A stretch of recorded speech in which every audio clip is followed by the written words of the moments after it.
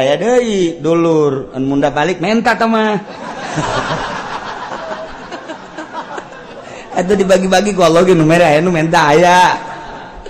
Nah ieu mah keur carita mun muka mata hati urang blak atuh emangna hirup deuk di dunia doang beuke geus di akhirat blak. Masya Allah, begitu seorang santri, ustad atau kiai ditimbang amalnya bagus, sorga. Hei, cak pengusaha. Malaikat, ulang kali ke sorga kan? Emang gue naon gitu? Ulang gak? Emang naon hubunganan? Ayah hubungan gede jeung kula. Ulang ke sorga kan? Ji naon heula, ke tanyakeun eta kitab nu dibaca kunyana nang meuli saha. Masya Allah, mantap kula inget bae, kula meuli bejakeun jelemana. Waktu kula keur mondok, aya seorang pengusaha sok mere ka kula. Nah, dek kapanggih. Aya deui urang di nu sok mere. Tek datang ka kuari inget bae. Kuari geus marah naon? Kuari sok dihadiahan bae ku kula, "Bu, aing baheula teh meuli kitab dibiayaan ku eta seorang pengusaha." Tah, kuari sok dihadiahan bae lah berarti anu ternyata ge pasti aya. Eta teh leungit tah hate teh tah nyana ngabiayaan teh sok mere mun balik sok mere aya deui dulur an munda balik menta teh mah atuh dibagi-bagi ku Allah ge nu mere aya nu menta aya. Nah ieu mah keur carita mun muka mata hati urang blak atuh emangna hirup deuk di dunia doang beuke geus di akhirat blak. Masya Allah, begitu seorang santri, ustad atau kiai ditimbang amalnya bagus, sorga. Hei, cak pengusaha. Malaikat, ulang kali ke sorga kan? Emang gue naon gitu? Ulang gak? Emang naon hubunganan? Ayah hubungan gede jeung kula. Ulang ke sorga kan? Ji naon heula, ke tanyakeun eta kitab nu dibaca kunyana nang meuli saha. Tanyakan. Tad, emang boga kitab nang malikeun saha? Oh aya nang malikeun Pak Anu. Bener? Tuh Bapak Anu na. Mana tuh rangkulannya? Oh. Bari ngarangkul bangar awas ajak atuh ka sono. Jadi kumaha tuh? Usul lain mah pokona mah ieu ustad bisa baca Quran, bisa baca kitab pan kitab nanti Bapak. Bejakeun ka Gusti Allah. Eta kitab nang ti bapa gitu bejakeun ka ditu di cek ustad teh bisa gitu bejakeun ka malaikat malaikat bebeja Gusti jai aya nu ngotot bae ieu pengusaha ieu hayang milu ka sorganya na. Emang nyana boga amal naon? Amalna mah teu pati bagus ngan meulikeun kitab. Eta sabab wasilah santri bisa ngaji ku sebab dibelikeun ku nyana jeung sok dibiayaan ku nyana. Aduh cek Gusti Allah geus sok ka sorgakeun Bapak. Lamun orang neuleuh ka dinya tah emang kumaha gitu. Eta nu ngabiayaan sarana agama mah kos kitu lain nalagaan eta dongeng Kangjeng Nabi. Allahumma ya qadiyal hajat Allahumma ya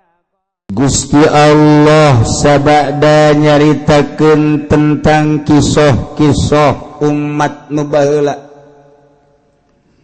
nu dikiriman para rasul ku Gusti Allah terus umatna kufur terhadap rasul-rasul ngabohongkeun teu percaya ka para rasul ku Gusti Allah umat nu ngabohongkeun ka para rasul tersebut disiksa ku Gusti Allah. Umat Kangjeng Nabi Lut dibalikeun taneuhna ka handap datang ka kuari sing golotrok di neraka. Umat Kangjeng Nabi Soleh kitu ken umat Kangjeng Nabi Yunus, Kangjeng Nabi Musa terus nu kamari dicaritakeun ku Gusti Allah. Besi pajar bahwa setelah umat baheula dikiriman rasul teh tamajang umat nu baheula be nu kuari mah moal kitu besi boga anggapan bahwa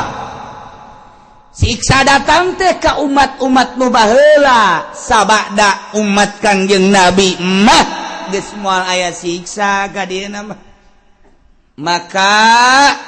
Gusti Allah ngajelaskeun secara keseluruhan. Masyaallah. Cik Gusti Allah wa ma arsalna fi qaryatin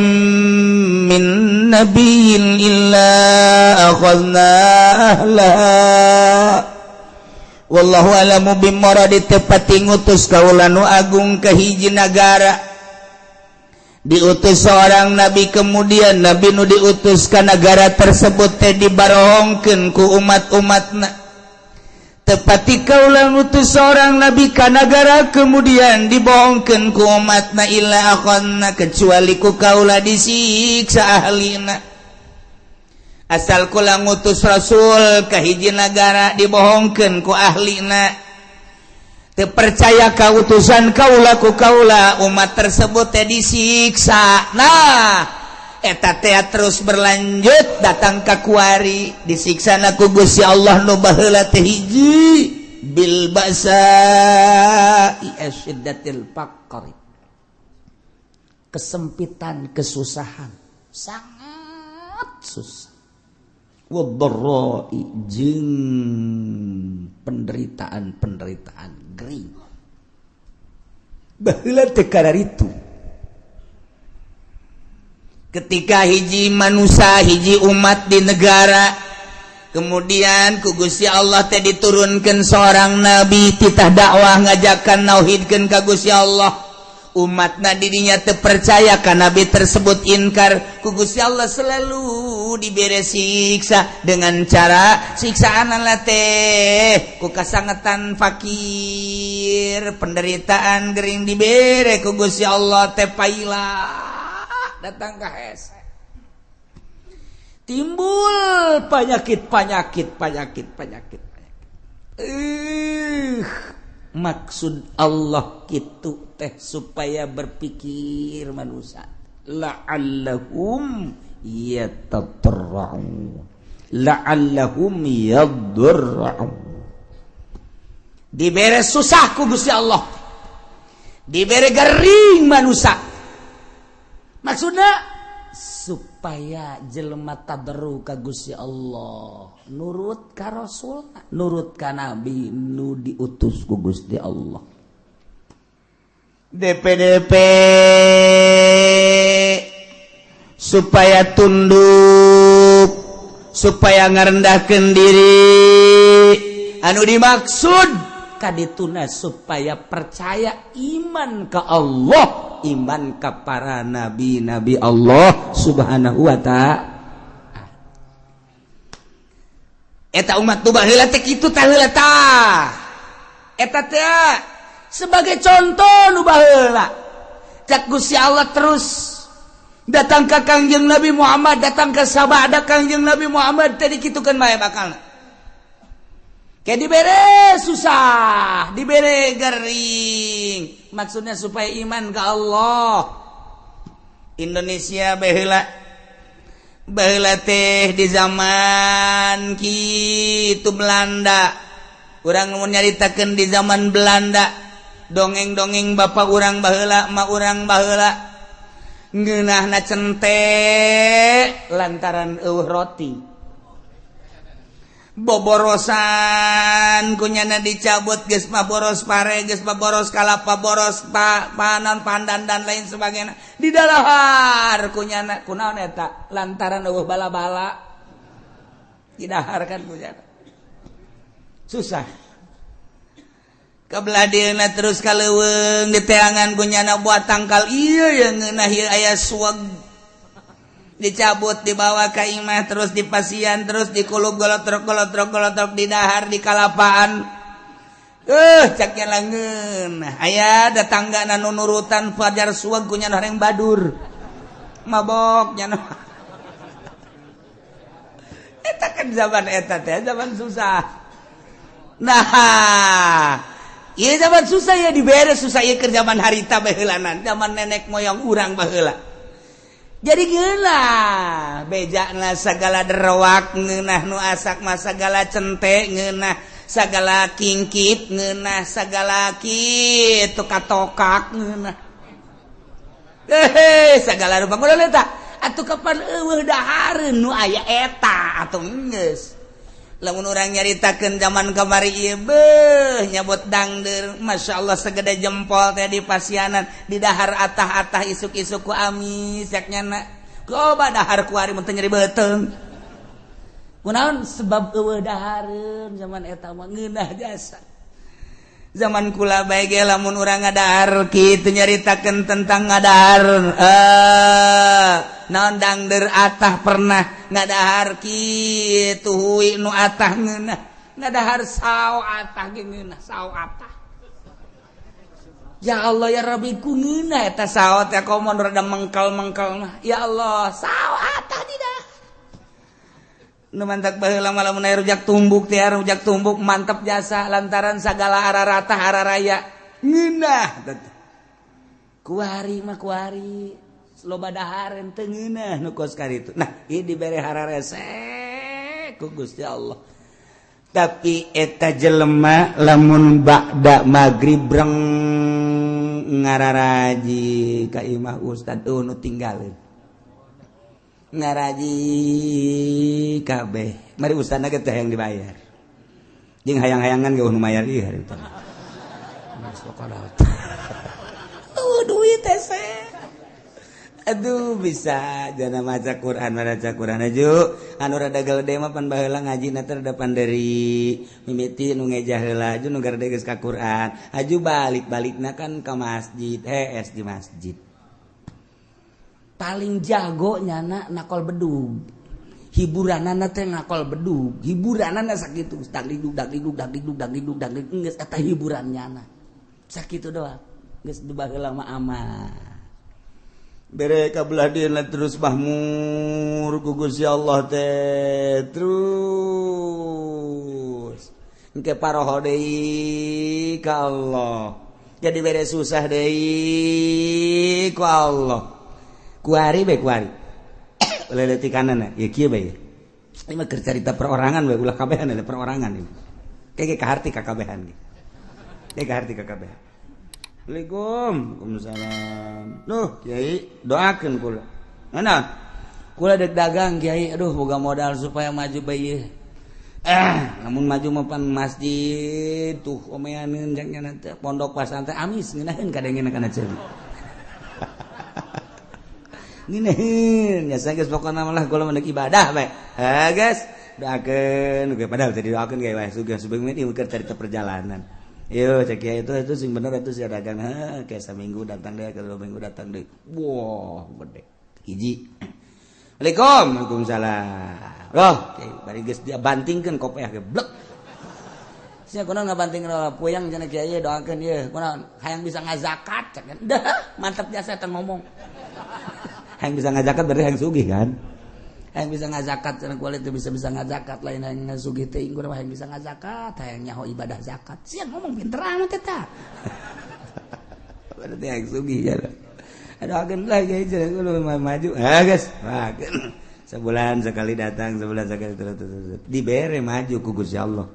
nu kahiji maju nu kadua maju blek rada lambat kayak makanya 3 bulan sekali Waalaikumsalam kiai hampura tuh bisa ka dieu bulan-bulan kamari mah ku ada sibuk ku masalah sih ieu mah doana bae geus kiai set balik deui nya ka Jakarta atau ka gede sataun teh datang Waalaikumsalam aduh kiai kula kan bisa lebaran doang cenah ieu ka dieu kunaon emang sibuk cenah masyaallah geus doana bae kiai mah ieu mah pokona mah jauh di mata dekat di hati masalah segala dalil segala tuh dalil-dalilnya na tuh gak masalah beli mobil plang geus teu ka kiai asal teu ka kiai bae berarti salat ge wallahu a'lam salat ge wallahu a'lam aya zuhur ke asar henteu aya asar zuhur henteu kabelah ditu lah zuhur henteu asar doang zuhur mending geus sekaligus ulah henteu keur ngalamun mah salat ngana ge henteu deui sugih diberi amruk menang 5 tahun sugihnya na atau 10 tahun berapa ya dunia tuh ngaranna plak datang deui kiai mage Waalaikum Waalaikumsalam lu kiai kunaon jadi aduh oreng kos kieu nya kiai aya kamar wajang kula neuk mondok bae macem-macem sagede mondok neuk naon geus teu kuat cenah hirup ieu horeng kos gila dunia sakumaha kieu sok didongeng-dongeng. Kunaon emang? Ambruk kiai dagang. Bara tahun 10 tahun gula teu ka dieu sakali da ka dieu kula ambruk aing pake kokoset we tugus ya. Teu meunang tak kiai ngomong kos kitu teu meunang ieu keur carita doang. Segala kokoset segala naon. Tah, ieu keur carita bae. Jelema susah datang ke kiai, berarti kan carita kiai berarti nyana ngadeukeutan Allah. Senang po ka kiai, kajian ieu mah keur carita ka kiai padahal mah hakikatna mah ngajauhan ka Allah kan. Tuh, jauh keur susah mah jelema deukeut ka Allah, keur senang mah jauh ka Allah. Nu matak hebat jasa jelema lamun keur loba sagala deukeut ka Allah hebat jasa. Carang. Jelema deukeut ka Allah teh mun geus kajepit. Geus kajepit, jasa tinggal buntut tapi utak bae. Eta bisa. Kula keur carita di Bandung, mun ente ka Bandung aya di dinya ngaran kitu toko Almasum, nyaritakeun deui aya naon ngaranna pom bensin Almasum, musola Almasum, masum Bandung loba. Kori aya pondok pesantren Almasum. Aya yayasan Almasum, loba bang boga Almasum Bandung. Eta teh kumaha dongengna baheula ngaranna Haji Maksum. Eta teh keur susah jasa datanglah ka Mitoha ka Garut. Kees tadi mah Mitoha. Doana kiai geus di Mitoha tadi dinya geus didoakeun beres Mitoha barengan tuh ngadoakeun. Maju ambruk deui. Tas baju teh teu ka imam Mitoha. Teu ka imam Mitoha, ambruk ka imam Mitoha deui. Oh, maksudnya ngedeng deui di imah THS deui biasa. Doakeun boh majuna teu kira-kira pohar aja sa miliuder Bandung geus lah. Geus datang ka pae teu kapanggih. Geus teh oh masalah ieu mah keur carita masalah Mitoha masalah teu nyana ge teu bermasalah. Ieu mah keur carita kos kitulah dunia, poho dunia mah ka Allah. Tah ka Allah tah datang ka pae teh teu kapanggih teh jeung Mitoha tah lantaran nya teh urusan dunia. Masyaallah Karim aya deui moal dicaritakeun tah di Bandung aya anu boga kitu Majalaya nu boga pabrik samping keur susah datang ka guru kula datang terus ada senang poho susah deui datang deui oh senang deui terang senang pohara jasa senang kadeleuna padahal hutang gede. Senang baheulana. Poho. Ta eta dunia mah kos kitu. Nah, mata ku Allah ieu keur nyaritakeun di dieu. Ieu keur nyaritakeun ieu teh. Wa ma arsalna fi qaryatin min nabiyyin illa akhadna ahlaha bil basa'i wad dharra. Tepati ngutus kaula ka hiji nagara, diutus seorang nabi kecuali ku kaula teh disiksa ahlina. Nu mantak disiksa lantaran teu percayaeun ka nabina ngabohongkeun ka nabina ku Allah disiksa na teh lain di kumaha heulanan dibere kesulitan yakni kapakiran dibere kageringan gering luar biasa keur carita perorangan cara tadi keur cerita secara umum keseluruhanana oh aya nu diberenya susahnya gering beuh ieu mah naon kitu ngaranna murag di tangga katibah tangga nya susahnya gering geus pupurieun ieu mah aja diusir ku pemajikanana. Anak ngajauhan, geus bae eta. Tah ieu. Dibere susah ku Allah. Maksudna naon supaya tadarru ka Gusti Allah, la'allahum yadarra'u. Urang we kos kitu, kesusah deket ka kiai darah. Ka kiai darah barang susah, barang sugih henteu. Henteu kudu loba jelema, loba di urang ge nu kos kara itu teh ambalaya. Nu mantak lamun stabil bae, jelema keur susah cinta Allah. Ngesugih cinta Allah berarti kan nyana henteu kagoyangkeun ku lobana dunia berarti si koma hebat jarang 1000 hiji kan henteu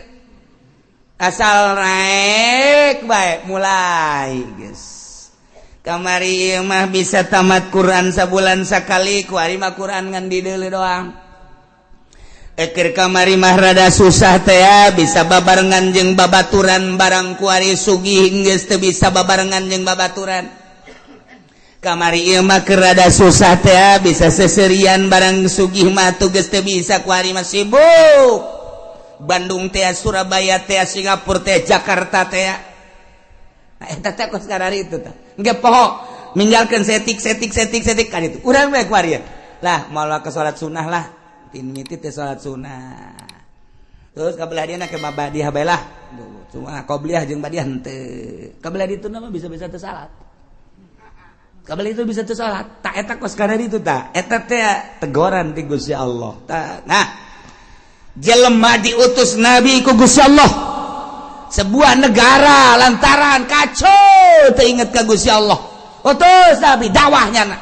sagesta dakwah teu percaya disiksa ku Allah dibere kesulitan carana teu hujan-hujan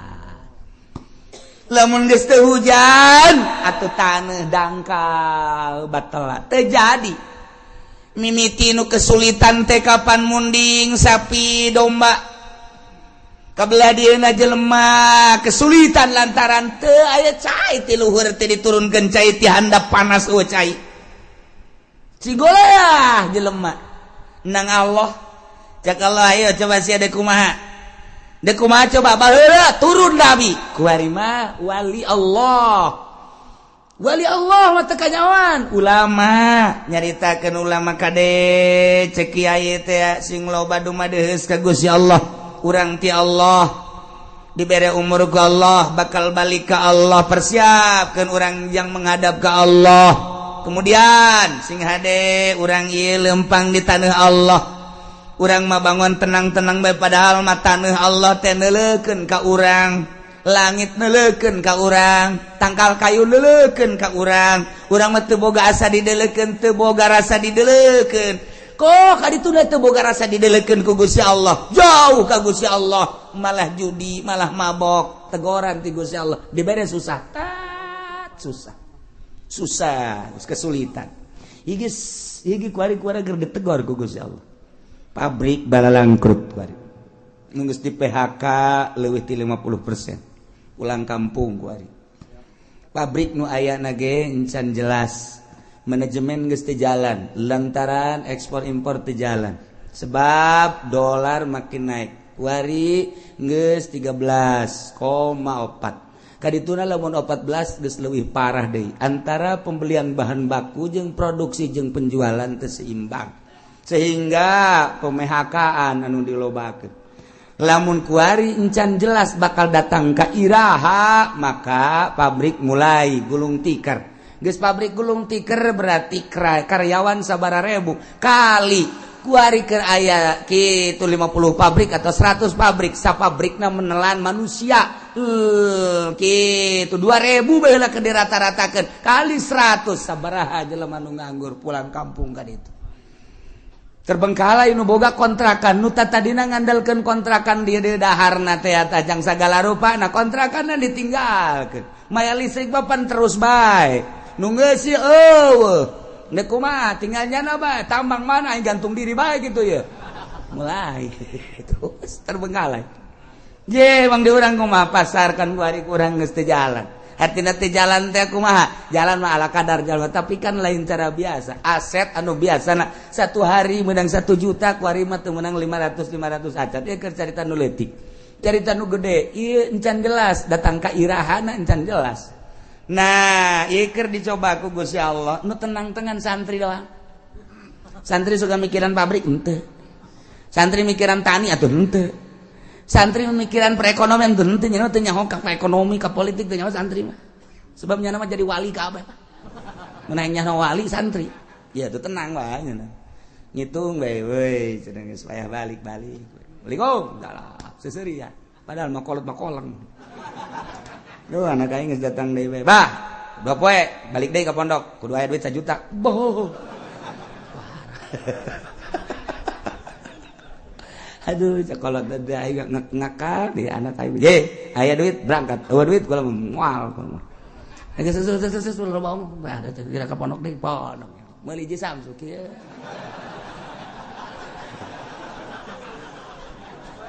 atuh nyaritakeun politik balik gigi nyaritakeun ekonomi duit aing ngambala ya taloba cenah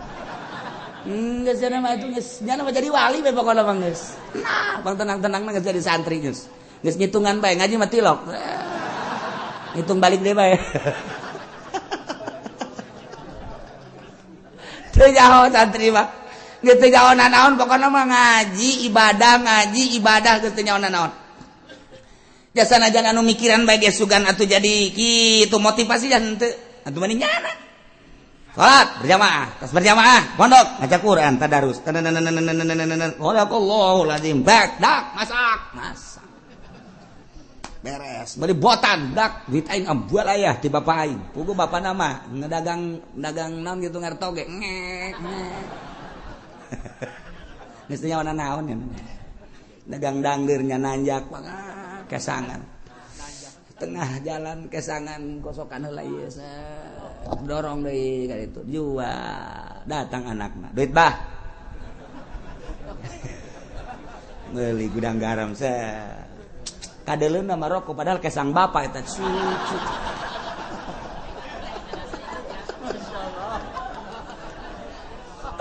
tapi juga boga pikiran atuh henteu ja bapana ge ikhlas karena Allah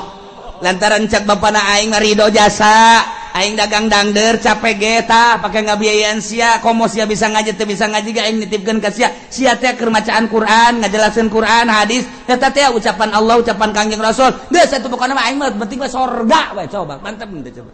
yeay kolotna ge senangeun ya eta teh nyanaan nu di dalam akhirat coba sakola hayo mere duit tak 3 juta jadi ibadah wallahu a'lam nu dibaca anak kitab naon dan lain-lain sebagainya jadi ibadah kalau wallahu a'lam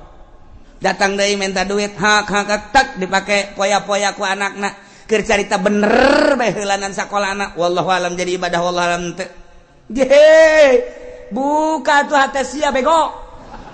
kalau teh ieu mah keur nu capek bae tah mereka anakna keur carita bisa ngajina geus pohara keur teu bisa ngajina dicatet ku malaikat masyaallah anakna cicing di pondok keur berjuang ngalaksanakeun muacaan kitab Allah dawahan Rasulullah dawahan ulama dibiayaan ku bapakna anu gantar wasilah ngabiayaan anakna memeh anakna ka sorga kudu bapana heula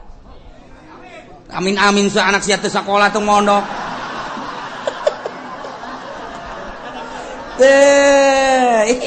emang wah gitu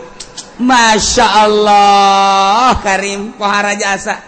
aju tatanggana saya ke mana dia ke pondok ye tungguan ngodok kantong nunggu jero tungguan bahasa gede jasa ya cak budak merena yuk set 5.000 cak yang nanti nggak daguan ngodok kantong angel 5.000 doang dari tadi geus mere-mere kan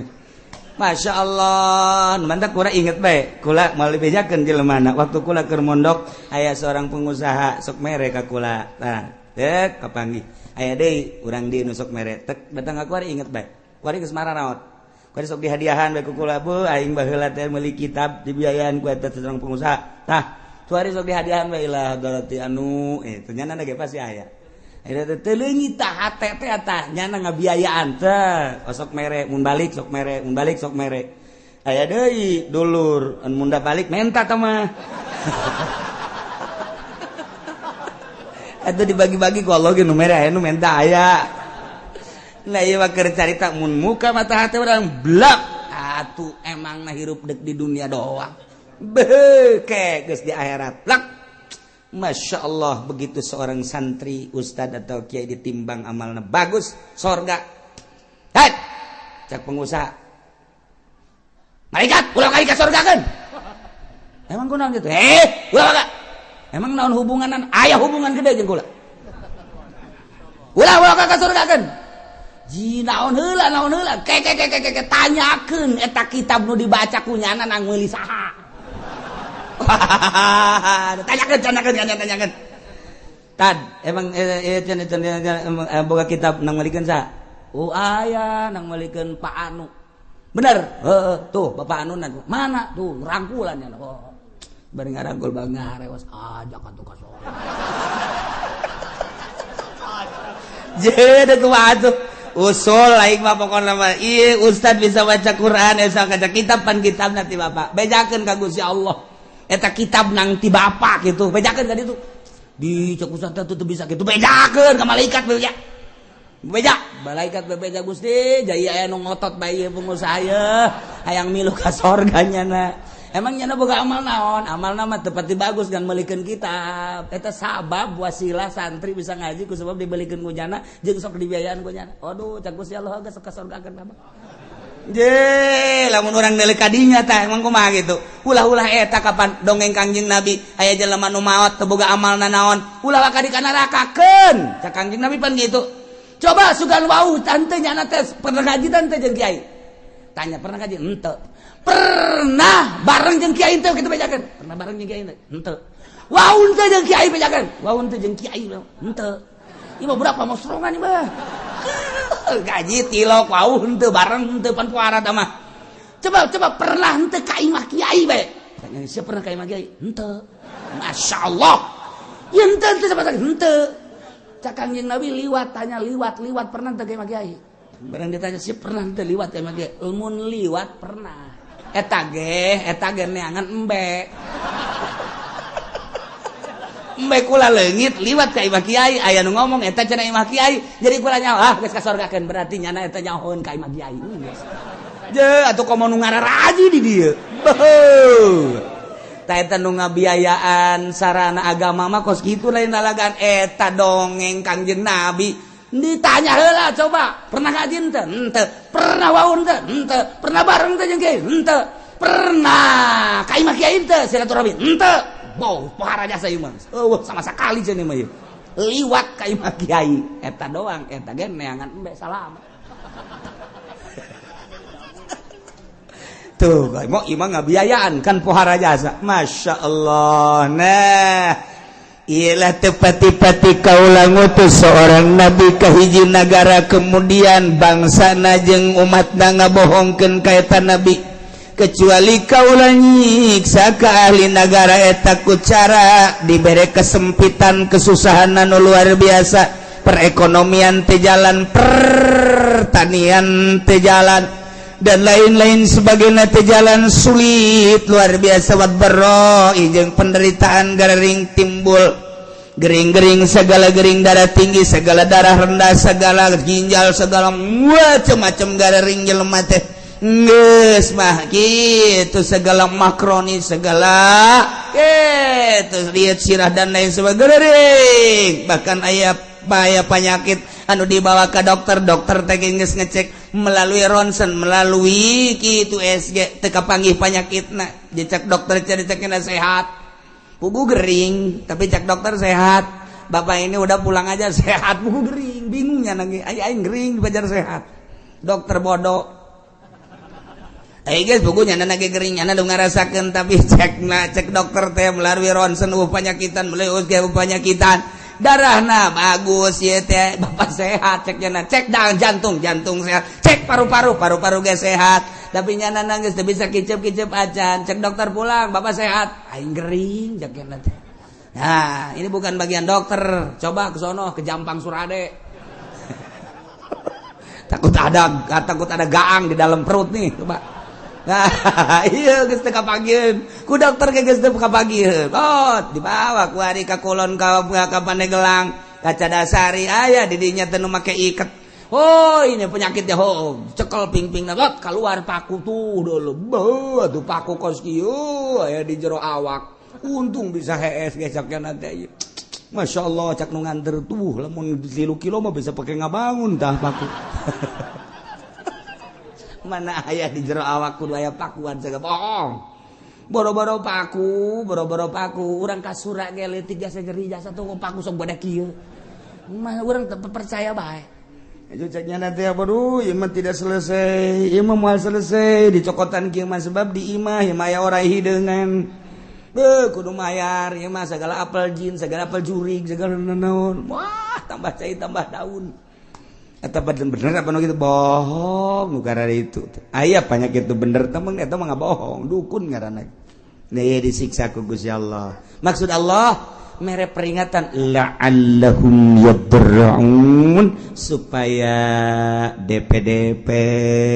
supaya tunduk rendah diri kadituna iman ka Gusti Allah nu kafir supaya iman supaya percaya ka utusan Allah anu geus iman ka Allah supaya balik tobat ka Gusti Allah supaya mantep menghadap ka Gusti Allah subhanahu wa ta'ala summa badalna makanna sayyiatil hasanah tuluy ku kaulan wagung digantikeun dibere eta kaum teh ina tempat kesulitan ka gorengan teh ane siksa al hasanah ta kabagusan nu tadina susah jadi sugih anu tadina gering jadi cager ku ari mah ku Gusti Allah teh dibere mahmur anu tadina dibere susah dibere gering ganti ku Gusti Allah dibere ku ari mah tina tadina panas jadi tiis tadina teu jarara di taneuh teh jadi tadina perekonomian macet ku ari jadi makmur terus jadi jalan dan lain sebagainya geus kasimpulan nama susah jadi sugih gering jadi sehat hatta afau sehingga tina subur tambah harta tambah loba munding tambah loba sapi tambah loba domba tambah loba ayam gitu kene kendaraan tadina boga motor hiji jadi dua jadi tilu mobil gitu kene bahkan jeung pamajikan ge nambah tadina hiji jadi dua jadi tilu ku makmurna masyaallah kohar anak baradakan jadi loba hatta afau tadi dangan boga anak hiji dua ku ari mun ditanya ti bibit tu itu 10 bibit tu itu 10 bibit tu itu 10 opat bibit jadi 40 geus lamun dek lebaran mudik jang anak doang nyewa bus hatta afau bahmur jasa ieu pohara jasa kumaha eta dikitu-kitukeun ku Gusti Allah ke dibere susah ke dibere sugih ke dibere gering ke dibere cager eta teh kapan menang Allah maksudna Gusti Allah teh supaya inget bahwa ieu teh dadamelan Gusti Allah geus ana dadamelan Gusti Allah supaya iman ka Gusti Allah geus iman ke ibadah ka Gusti Allah supaya mantep nauhidkeun ka Gusti Allah subhanahu wa ta'ala tapi kumaha eta kaum waqalu cek eta masyarakat teh kupron linikmat kana kupur kana nikmat sing hadeta maki kituan tekod masa abaana dara wasara bapa moyang urang baheula ge osok dikitu-kitu baheula ge lain osok dikitu-kitu emang geus terjadi ke susah ke sugih engke paila engke subur tiba heula ge kitu ke perekonomian macet ke perekonomian teh jalan atuh tiba heula ge derek moyang urang ge kitu sarua jeung urang ieu teh ulah ditekadkeun bahwa ieu ti Allah wa hadhihi adatud dahri ieu mah emang geus kos kitu bae kaayaan zaman masa guari geus aya di ceuli urang loba jasa ketika aya gempa urang mah nyaritakeun ieu teh peringatan ti Gusti Allah ieu teh siksa ti Gusti Allah sebagian ngomong ieu mah kejadian alam caritakeun angin topan deg urang mah nyaritakeun ieu teh peringatan ti Gusti Allah siksa lantaran di dinya teh aya sumber maksiat anu teu katahan mungkin bae perzinahan mungkin perjudian mungkin bae di dinya teh segala kredit dan lain sebagainya geus disiksa ku Gusti Allah tapi nya nama lain ini mah kejadian alam ada tuh dahri emang geus biasa zaman mah kos kieu jadikeun tsunami dat peringatan ti Gusti Allah urang mah nyaritakeun ieu teh peringatan ti Gusti Allah nya nama lain kejadian alam lantaran di urang antara nu mukmin jeung nu fasik jeung nu kafir loba dedengean loba tapi ka urang lolobana dah kejadian alam eleh mukmin udah teger di televisi ngomong ini adalah merupakan peringatan dari Allah siksa titik geus kuduna kitu ieu lain kejadian alam nyaritakeun kejadian alam malulu teu harayang ieu ngadengen age eueun tegas ka kitu ka Allah hati-hati kita kembali kepada Allah kuduna mah di TV kitu hai para kafir iman kepada Allah coba nya di sel geus lah pokona nih kan guru ieu mah kejadian alam deui da iya jelema nu kalalupur nikmat teh ngomongna teh qad masa'abana dara wasara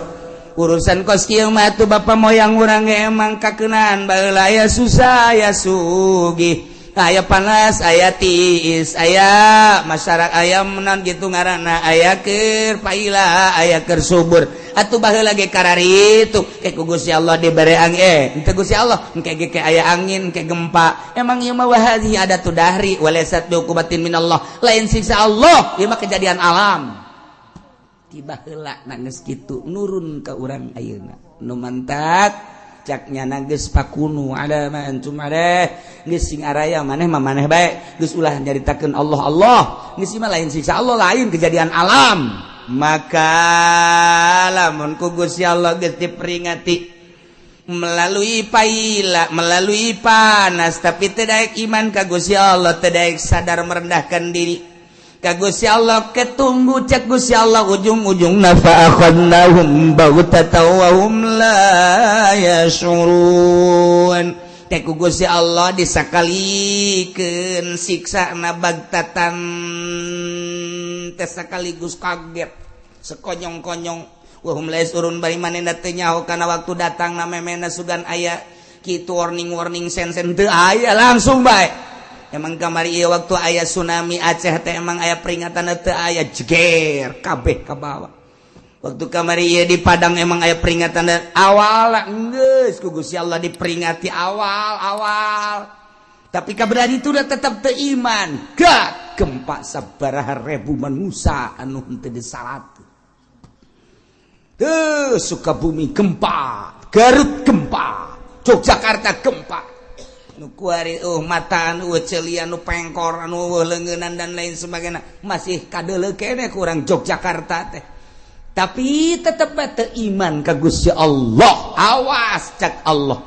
namun ku aing kuari peringati melalui panas ku aing diperingati teu aya hujan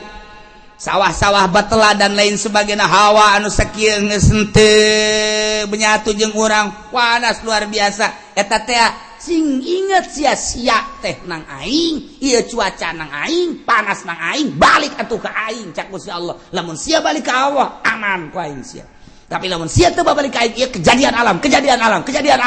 deleukeun ku aing sia lamun ku aing teu didatangkeun baghtatan awas teh mentak ngeri urang sing lobakeun istighfar ku ari ge ka Gusti Allah Subhanahu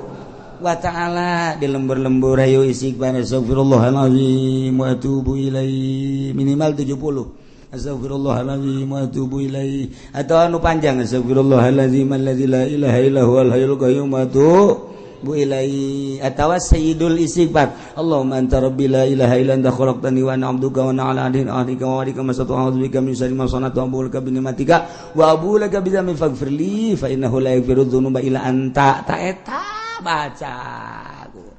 ku cenah panjang ting teh Kiai nu pendek bae astagfirullahalazim li wali walidayya la sabilukum la jibati alayya jamu Muhammad eta ge panjang kene cenah Kiai nu pendek bae astagfirullahalazim wa tubu ilaih eta ge panjang kene sia moal ngamaca ieu sia mah panjang kene bae lebakeun baca istighfar balik ka Gusti Allah Subhanahu wa ta'ala lantaran hujan-hujan anu aya di sekitar urang encan hujan murni sing hade encan hujan murni ieu mah hujan buatan teh pemerintah supaya ulah ngebul teuing mantak urang tetep sulobakeun istighfar ka Gusti Allah Subhanahu wa ta'ala ieu kurang keur dicoba ekonomi keur rada carut marut bagi anu bergelut di perekonomian kuari emang kerada carut marut pertanian ribuan hektar nang Allah aya nu geus kekurangan cai urang kula seserian di urang aya hujan lain hujan asli sebab hujan asli mah diawali ku guludug jeung kilat ieu mah guludug kilat mendung hujan sing inget hujan asli awal kilat jeung guludug ketika geludug juga kilat lain asli hujana ieu mah sakadar peringatan jeung urang hati-hati ulah obrot teuing tetep urang make caina lobakeun istighfar ka Gusti Allah Subhanahu wa ta'ala ajakan di lembur ku urang babalik ka Allah komo datang ka kafir-kafir arasuk Islam minimal urang nu agamana Islam tobat ka Gusti Allah Subhanahu wa ta'ala walau anna ahlal qura wallahu a'lam.